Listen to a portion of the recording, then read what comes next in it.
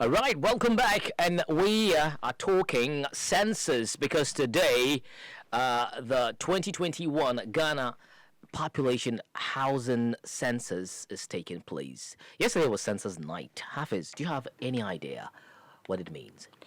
Do you have a vigil? What? Is there a vigil? Hold candles and everything? No. I'm just asking, man. I don't know. Yeah. The whole idea is to get numbers on the homeless, those in makeshift structures and travelers. That is. Yes. So these are people that are mobile and everything. Right. So they needed to get a handle on them. So that's the whole idea to be able to get a fair idea of these. Yeah, because I had a lot of questions yesterday. Census nights, we are not seeing anybody. People are not sleeping. We are taking coffee and everything. Oh, but if you're observant, you'd see a few. I saw a few around there. Yeah. Yeah. Especially where I live, there are a lot of makeshift structures. So okay. Yes. All right. It's a new settlement. So You said a few what? Enumerators. Oh, Yeah, the census agents, right? What Yes. time? I think I went to get food around that time, and that was What around time? 4. So I PM? saw, yes, Okay. some of them roaming around. But that wasn't Oh, nice. so that was in night. Oh, no, that's what I'm saying. Like, that was when a lot of them, some of them were coming around. Okay. Because it's a new settlement, so you have all these makeshift structures where people are in there. And that's Okay. the whole idea, to get these guys. Yes, and remember, it's not just about getting them, but they also want to label the structures as well. Yeah, I think some that's they- they've been yes, doing so for some time exactly, now. so that was what they were doing. Yes. when I saw that. Okay, so today is Census Day here in our base Ghana. The last time it was held was in 2010, and the first one for that matter was in 1960. But in 2010, it says we were over 24 million. But currently, if you look at the current figures, I mean, it tells you something different. But then let's just start the conversation right here. Hafiz, Yeah. census today. Make sure you make yourself available. Back in the days where you say some people are not being counted. Did I tell you I was going somewhere? Some people. I mean, we used to hear this myth about when they count you, you may not live to see the next day, and that. Oh yeah. So some people don't make themselves available to be counted.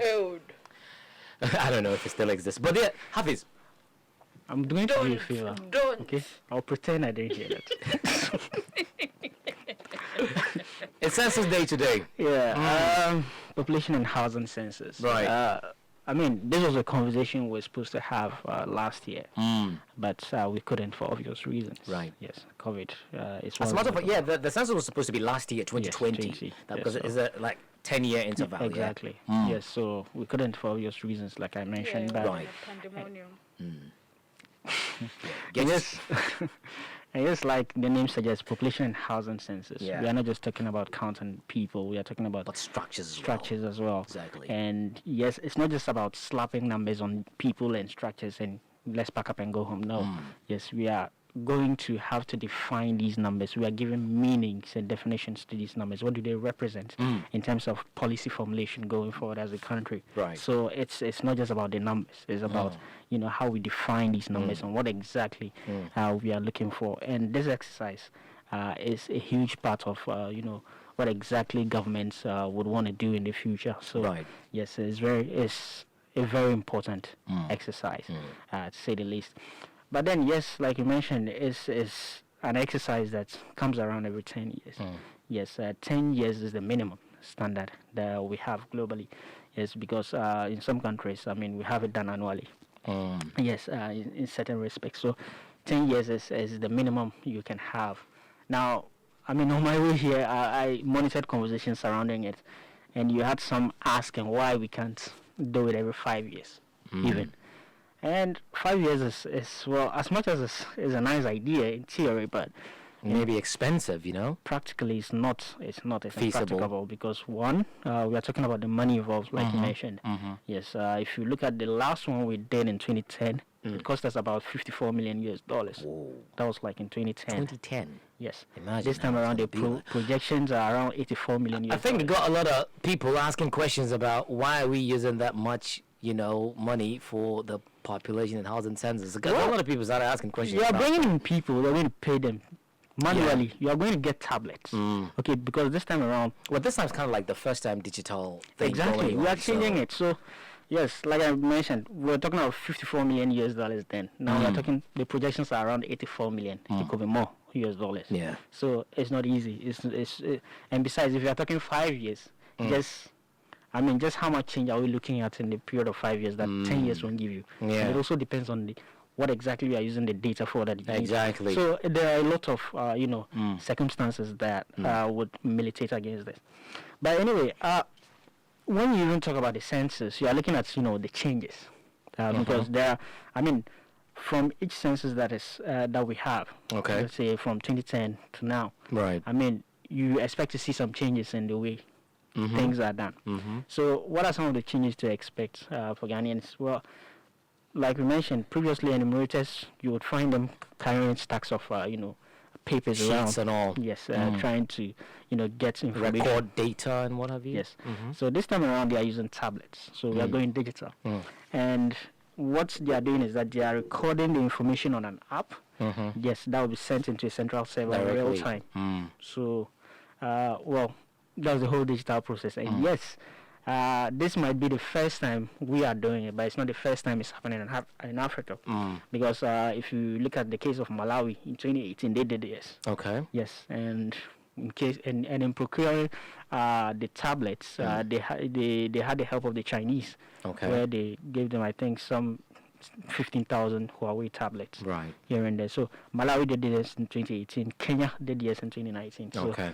it's not the first time. So whatever hitches we are anticipating, it's not something these countries haven't faced. So Okay. I'm sure we would have done our homework and then proceed cautiously. Okay. Also, what to expect, the questions. The questions are going to be very detailed. Yeah. Yes, it could range from, how you dispose of waste to how you even clean your toilets. Yes, that's how detailed it's going to be. Because the thinking is that this is not something that is just going to be used by the statistical service, But other government agencies as to well know, yeah. should be able to use I think, it. And the sanitation system as well. So they'll be able to use some of these things. So all in all, it's set, and I think we are good to go.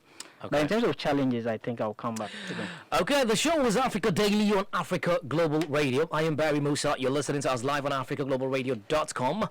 And subscribe to our YouTube channel, Africa Global Radio. If you don't make time, we'll make the video available on our YouTube page. All you need to do is subscribe or listen later on africaglobalradio.com. Demand, yes. So let's get on to my mate and hear what she's got to say about today's Ghana's population and housing census 2021. Yep. Hi, Barry. What's up? When I think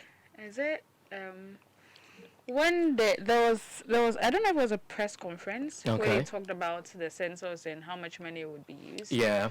And then a couple of tweets came up, like people talked about it, and there was this one tweet that said, "Why do we have to use this much money to count people? Everybody could just bring their house and shout 1, then the next person will continue 2." It's not a joke, is it? It's not a fun fair, is it? But So it's like, let's say if there are 5 people in my house, then if I say 1, then the others will continue. Then when it ends, then my neighbors will take it up.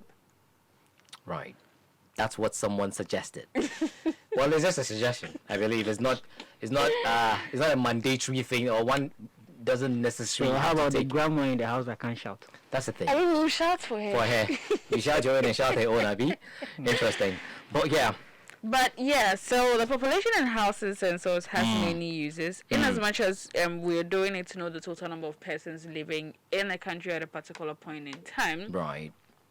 It is also the information that will be got from the census Okay. will also help the central and local governments in planning various educational, health, housing, and other social services. Right.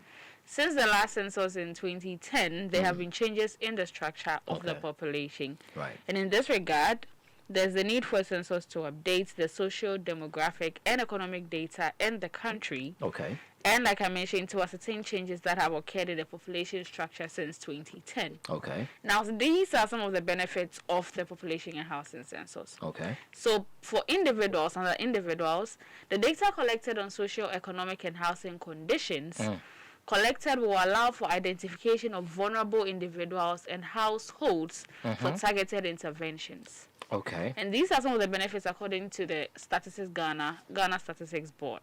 Okay. And when it comes to businesses, the data from the housing census will also have commercial uses.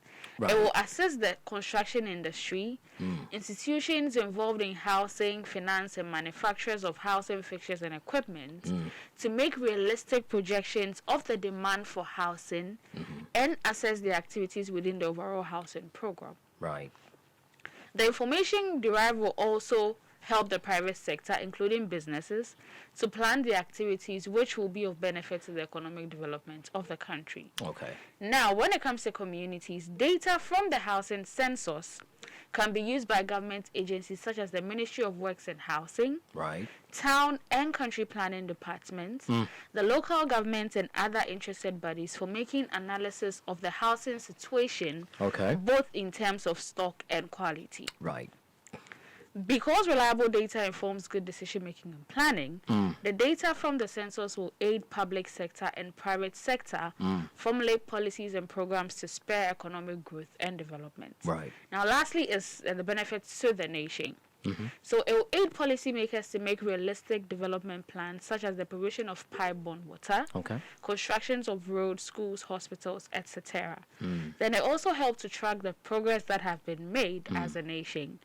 A successful census is a source of national pride, and that Okay. international bodies, including development partners and NGOs, will also utilize the population and housing census data when planning for Ghana. Okay. The takeaway from this is one of the points that is most important to me is when it comes to building. It's like, you come to Accra, Right. everybody's moving to Accra because they want to work. So you come to Accra, you find people sleeping on the streets. And People are kiosks and all. sleeping in front of shops. People are putting up structures in certain places. They shouldn't be putting up structures because they're finding a place to live. Exactly. So then we are looking at not just the number of people who are in the country, we're looking at the number of people who are sleeping outside. Because all of these people will be counted. And like Hafiz mentioned, the questions are so detailed that all of these will be good. And then proper planning can be done into providing some sort of accommodation for all of these homeless people. Right. Okay, you can also join us with your thoughts, comments, and contribution through our Facebook page, Africa Global Radio. On Twitter, AF Global Radio, use the hashtag The Africa Daily Show, or via our WhatsApp platform, +23320706468. 29 minutes past 2 p.m., running all the way to 3 p.m. GMT. So the first census in Ghana was in 1960. We recorded, 6.7 million. In 1970, that's 10 years later, we recorded 8.5 million. So that's about a 27% increase. While the most recent official census in 1984, mommy stop whispering.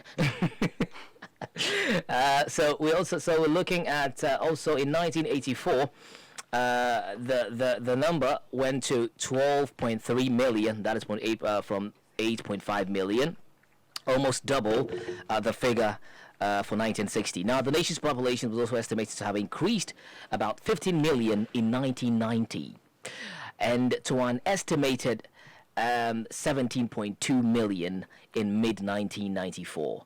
Now, with an annual growth rate of 2.2% for the period between 1965 and 1980, a 3.4% growth rate for 1981 through 1989, and a 1992 growth rate of 3.2%. Now, the country's population is projected to surpass 20 million by the year 2000.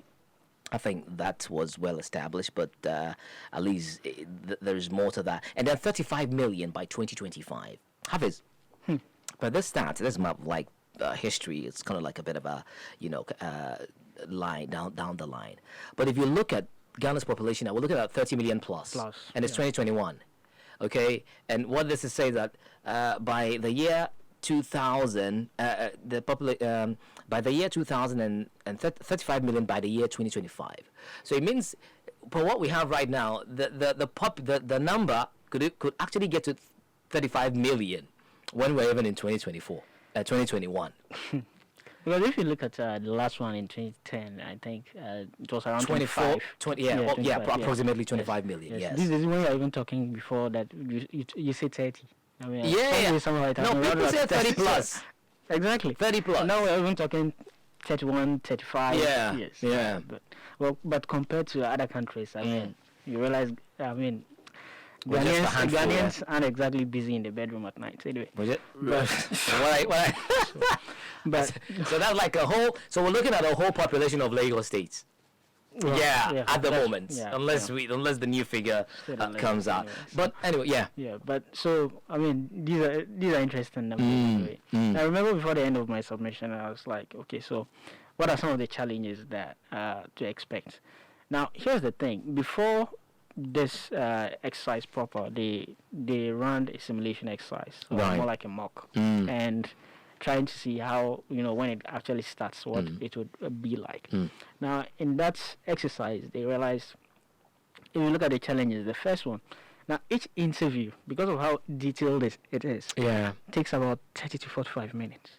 For an individual. Yes, for an interview, which is problematic. I don't know if you I ask me. missed this. Yeah. How long is this gonna last? 3 weeks. 3 weeks. Yeah. And we think one interview that Yes, would last 30. for 30 minutes 30 minutes. averagely. 30 plus. Exactly. Whoa. So, Whoa. and that is problematic. Very, I yes, think. Because 30 minutes, come on, that's a lot of time. But 30 minutes. Yes.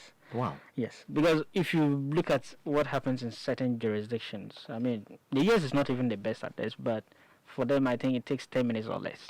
Yes, depending on the information they want. Okay. Yes, and if you take Switzerland, like I mentioned, they do it annually. And Okay. Their database is so up to date that they don't even do like an entire population thingy. It's just the 5%. It's just the 5% of their population they do.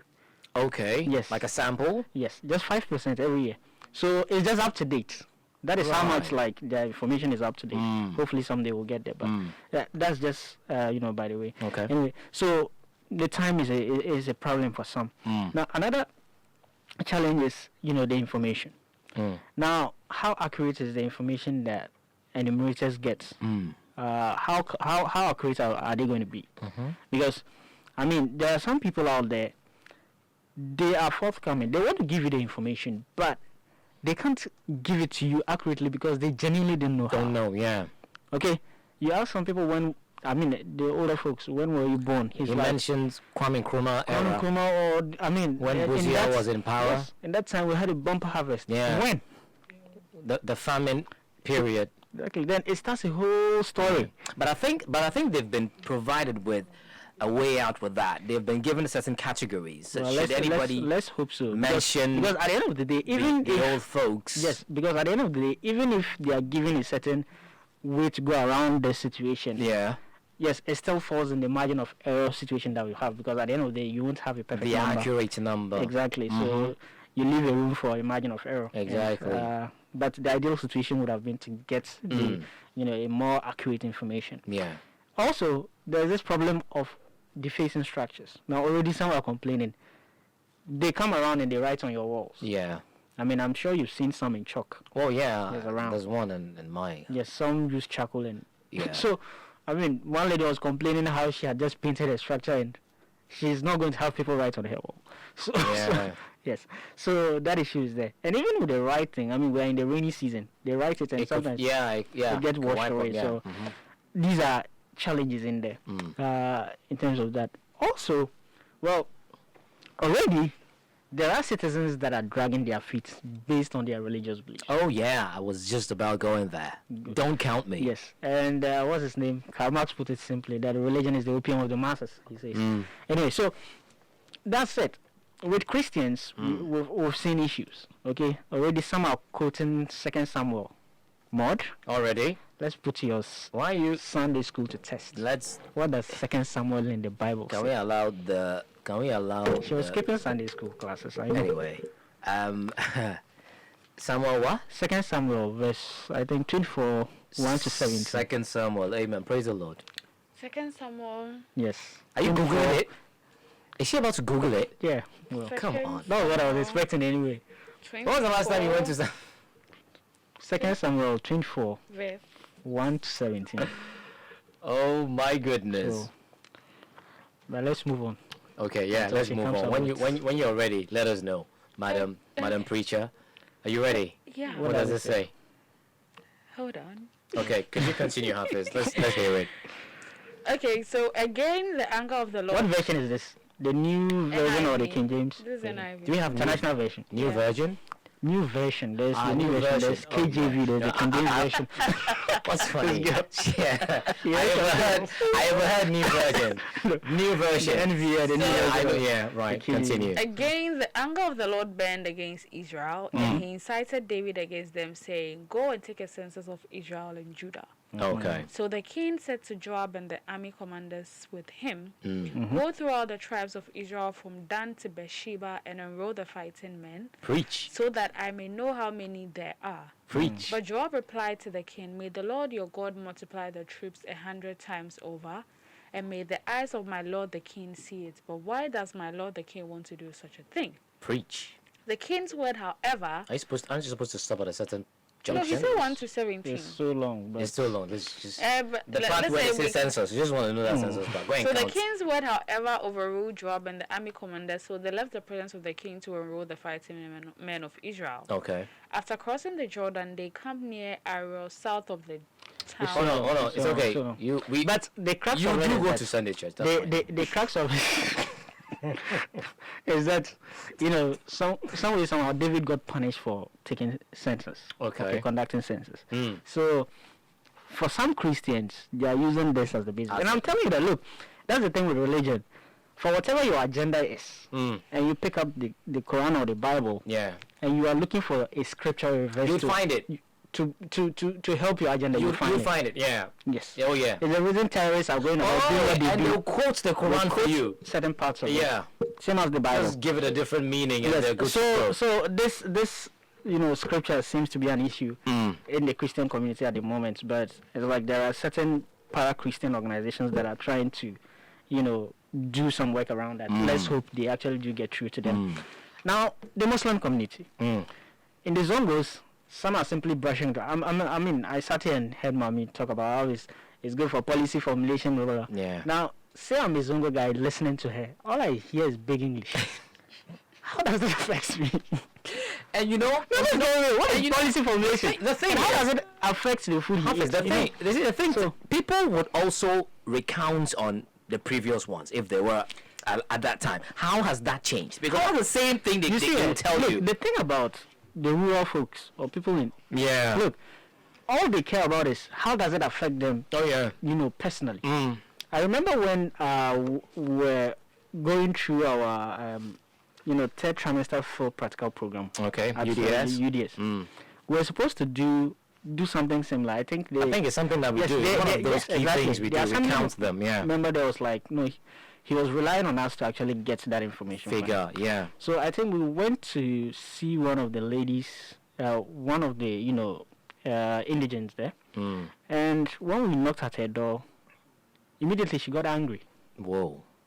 She came out straight and started attacking us, abusing us verbally. That is, and I was the only one that understood the language in the Okay. group. So directly, I knew what she was saying. So like, we're not coming in here. So I asked her. I was like, calmly, I asked her why. What's the problem? What seems to be a problem? That when she lost her roof to the rains the last time we came here, promised her all kinds of things. Now this is the house. She has fixed it. No one is getting in there. so So you guys are not coming from the we're not. We're students, for God's We sake. are students, but we all look the same. We are carrying books, and that here is enough. So, And this is based on past experience. exactly. So why would I make myself a bit? So you see, clearly we weren't speaking her language, and I'm not meaning that literally, yeah. figuratively speaking. That Yeah. we weren't speaking her language, and how does it affect her? We needed to make her understand that.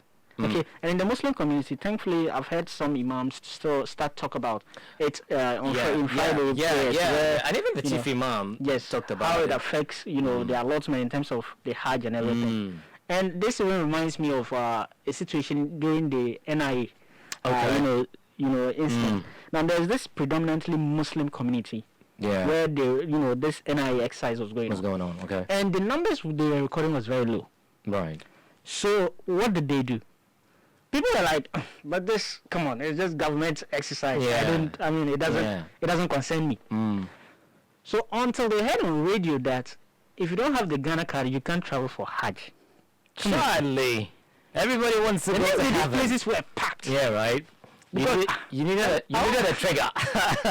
They needed a trigger. Exactly. And that was So, it. It wasn't like they were deceiving them because because But this it's was a bad. fact, yeah. Yes, but the thing is, they were now speaking the language they understand. Okay, now it affects me directly. Okay, they now understood how it affects them. Yeah. But if you sit down and tell them policy formulation and all kinds of big grammar, trust me, it's only. But even if in terms of even speaking the language they understand, I think it's one of those, because if you listen to the campaign and the commercials about the census thing, is about, okay, it would help government to formulate policies, to help build roads, help build schools. yeah. We still have some people lacking these Exactly. basic facilities. So what was the information circulating way back in 2010? I believe it's just centered around this whole same thing. So this is where this is even the part where you get to realize that people have lost faith in certain institutions of the government. Exactly. You get my point. It's a reflection of how much people exactly trust the government of the day because they feel that and even if you look at the response, I mean, I think even the political parties are not helping. They seem to be awfully quiet about such a national exercise. Frankly speaking, you have a point there. I haven't heard. I don't know if they've done it. I don't know. They haven't. The major ones. I haven't heard anything encouraging the If it were a political supporters. activity or a party activity, you see them all over the place announcing it. But this seems to be so quiet and everything. But let's just hope that let's just try as and I think I just want to urge the officers, the census officer, what have you. I mean, in as much as the questions are very much digitized, it's something that you just input and everything. I think they can also simplify and break it down further for those of our mothers and uncles and what have you who find it very difficult to answer the straightforward question that's on the tab already. You see, for the enumerators, I don't envy them. Because this is one exercise you're going to meet all manner of people. Having to interact with them. And, just look. Even the NIE exercise, this is not even my experience to share. I think it's my kid sister. Okay. Yes. Now, one guy was in the queue. So he came and was like, okay, so I think in the marital status column. Okay. He asked the young man, are you married? He took offense to it. Oh. Yes. Oh. I believe by my appearance. Do you No. think, or He took offense to it while he was like, I'm old enough. What do you think I'm sitting down in the house doing? Why wouldn't I be married? Oh, come It's like, I don't know. That's what I'm asking. Yeah. He's like, no. maybe you could be That question was divorced. out of place. So I don't envy them at all. But hold on, let me just get this clear. So if you were married before and maybe your wife passed on, would you be considered single or married? You're single. You're not married. Are you? No, you're married. Your wife passed on. If you're recorded, single or married? You're single. You're single. No, guy wants to be. I was married. My wife passed on, so I'm still married. No, I faced that. I faced a chance upon a certain, scenario like that. You don't consider me as single. I was married, but my wife is no more. So you can put married, but But you look at the categories of information they are going for, and each category of information is very crucial. I mean, talk about the Absolutely. age demographics, and we are looking at, what group requires what and where. So we are looking at the age, whether it's a youthful population or we are talking about the older Exactly, folks. If you look at the marital status, if they ask you that, they're trying to find out, gauge, the family dynamics and housing situation we have there. Because I mean, some marry and they move out, some marry and they stay where in the family house they got married in. So all these situations, and look at the occupation. Yes, and those employed and those who are not employed. I think you and can some figure the that even exact- migrated in search for a better life. So these are all dynamics that is very crucial in the sort of information you are trying to get.